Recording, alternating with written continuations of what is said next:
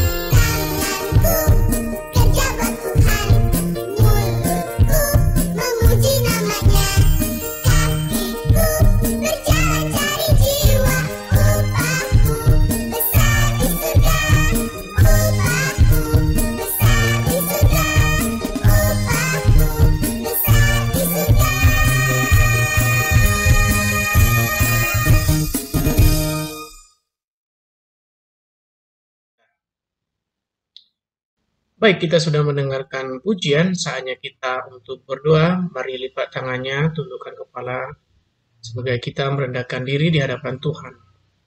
Bapa yang baik, kami ucap syukur buat hari ini Tuhan, kami dapat belajar walaupun jarak jauh. Bila Tuhan, apa yang kami pelajari saat ini dapat menumbuhkan iman kami. Di dalam nama Yesus kami berdoa. Amin. Kita lanjut pelajaran kita. Adakah orang yang tidak pernah sakit? Anak-anak coba ingat-ingat. Adakah saudara, teman, orang tua, atau kamu sendiri tidak pernah mengalami sakit? Ada? Kalau ada, itu berarti manusia yang luar biasa dan manusia super. Karena semua manusia pasti pernah namanya mengalami sakit.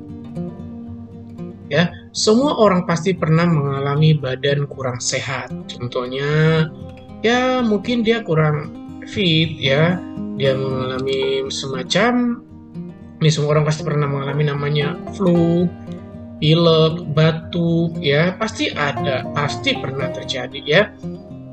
Di luar dari sakit, contohnya harus pernah dia sakit di rumah, mengalami kurang sehat badan, dia dirawat di rumah atau beristirahat, ya. Semua orang pasti pernah yang namanya mengalami sakit, ya, sakit yang dirawat di rumah atau sakit yang harus diobservasi oleh dokter. Ya, jadi tidak ada orang yang tidak pernah sakit, pasti semua pernah sakit, ya. Karena itu memang manusia memiliki kelemahan, ya. Dari mana asalnya sakit atau penyakit itu? Ya. Dari mana asalnya penyakit atau sakit itu? Itu menjadi pertanyaan bagi kita semuanya. Mungkin penyakit itu datang dari lingkungan yang tidak bersih.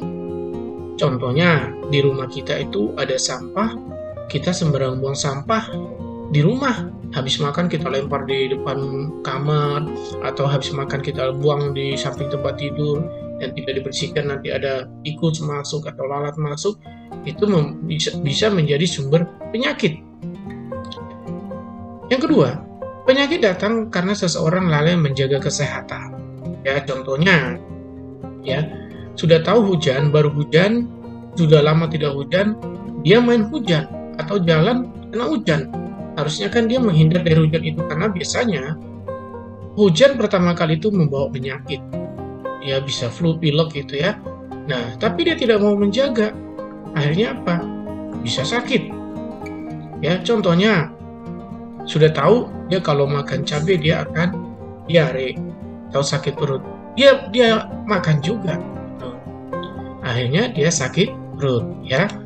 Nah, ada juga orang sudah menjaga kesehatan tapi tetap sakit. Itu berarti orang tersebut butuh istirahat, ya. Mungkin karena kecapean, kerja atau belajar terus tidak ada istirahatnya, akhirnya dia sakit. Nah, itu perlu istirahat. Contohnya orang tua kita kerja terus dan tidak ada istirahatnya. Nah, bisa saja nanti dia kena sakit, ya. Untuk itu seorang anak boleh memberitahukan kepada orang tua untuk perlu istirahat, ya.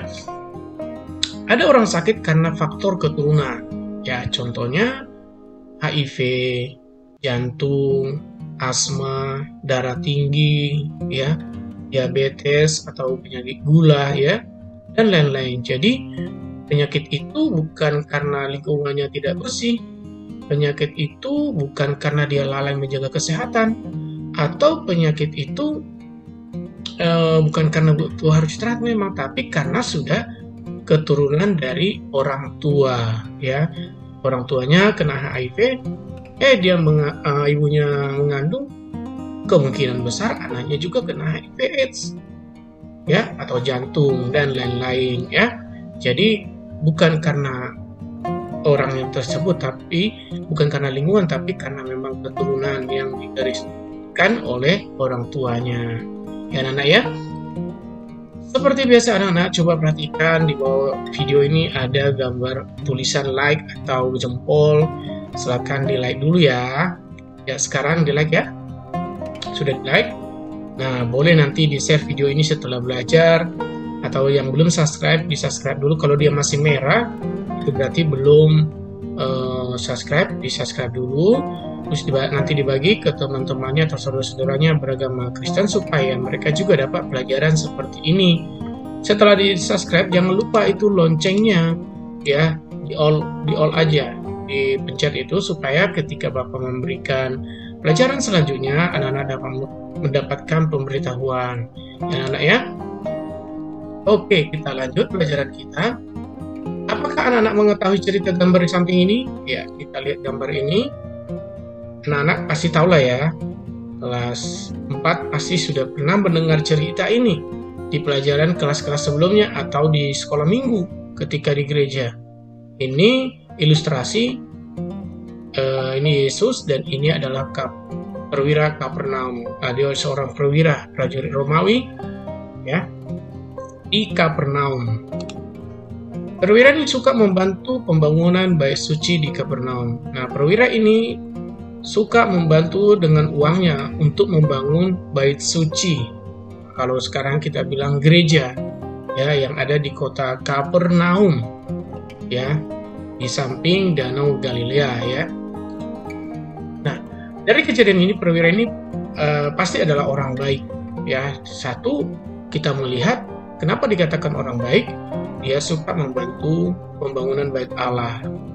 Dan kejadian ini, perwira ini peduli terhadap pembantunya, makanya disebut orang baik. Pembantu dalam arti orang yang bekerja di rumahnya itu dia peduli, dia sayang. Kalau dia tidak sayang, tidak peduli, dia nggak akan cari Yesus untuk kesembuhan pembantunya. Nah, dalam cerita ini, pembantunya sakit, ya. Nah, iman dari perwira ini dapat menyembuhkan orang lain. Kenapa?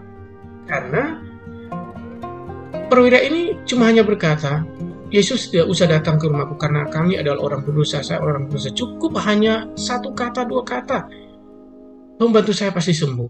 Nah, makanya Yesus takjub melihat perwira ini. Tidak pernah saya menemukan iman seperti orang ini.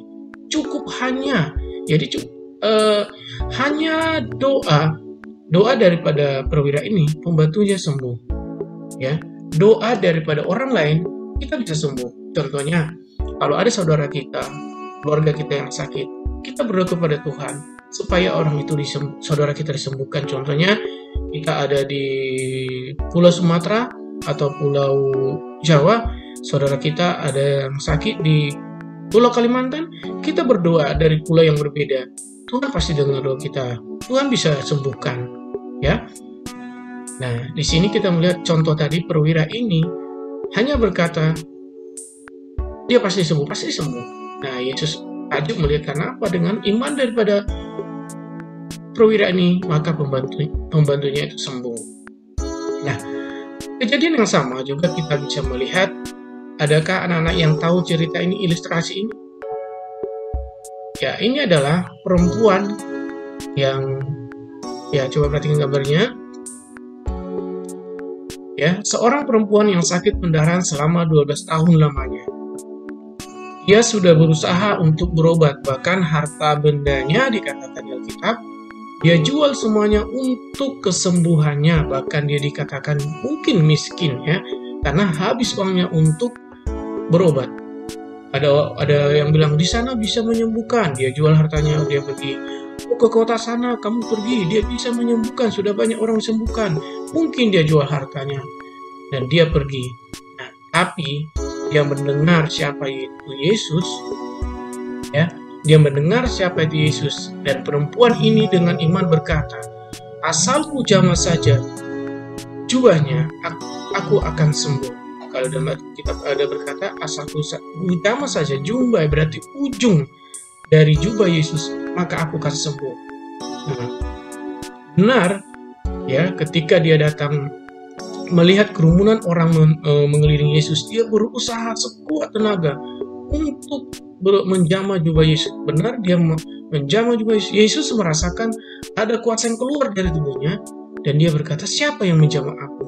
Kalau anak-anak membaca kitab itu pasti mengetahui perempuan itu merasa ketakutan karena dia tidak seizin daripada Yesus dan tidak seizin daripada murid-murid Yesus, dia menjamah jubah Yesus. Tapi dengan itu dia sembuh. Nah, dengan imannya dia sembuh. Nah, jadi ada dua tadi yang kejadian. Yang pertama, perwira itu dengan imannya orang lain sembuh, dan perempuan ini dengan imannya dia sembuh. Ya, jadi ada dua kejadian yang berbeda dan dua mujizat yang dialami yang berbeda. Ya.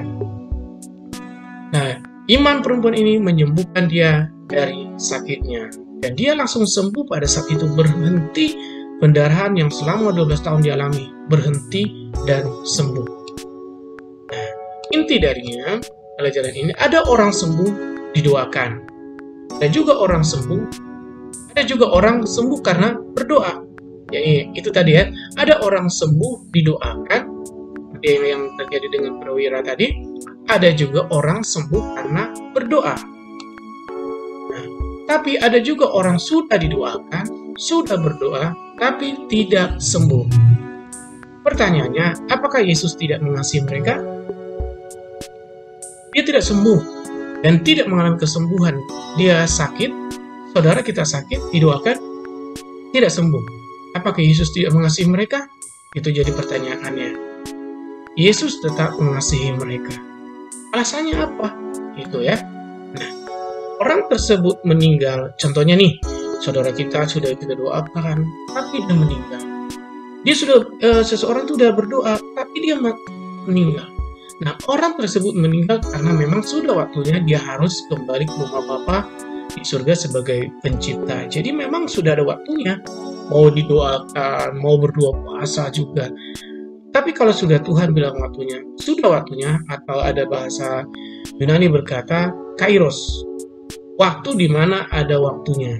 Jadi ketika sudah waktunya sudah selesai, ya sudah. Mau dikasih ke dokter hebat apapun, dia tidak akan sembuh karena memang Tuhan lebih mengasihi dia. Ya, Tuhan lebih sayang sama dia. Jadi Tuhan harus menjemput dia. Nah, Tuhan punya rencana atas orang tersebut. Mungkin dia didoakan, dia udah berdoa, tapi tidak sembuh. Tuhan punya rencana atas dia. Mungkin beberapa saat lagi dia sembuh. Mungkin ada beberapa waktu dia harus mengalami itu supaya ada semacam pertobatan atau sebagai contoh bagi orang lain bahwa dia tetap kuat ketika dia sakit. Dia tetap mengandalkan Tuhan. Jadi ada macam-macam. Kenapa orang itu belum sembuh? Bukan berarti Yesus tidak mengasihi mereka. Yesus tetap sayang sama mereka. Ya anak-anak ya. Demikianlah pembelajaran kita pada saat ini. Kita tetap semangat walaupun pelajaran kita jarak jauh. Tuhan Yesus memberkati. Shalom.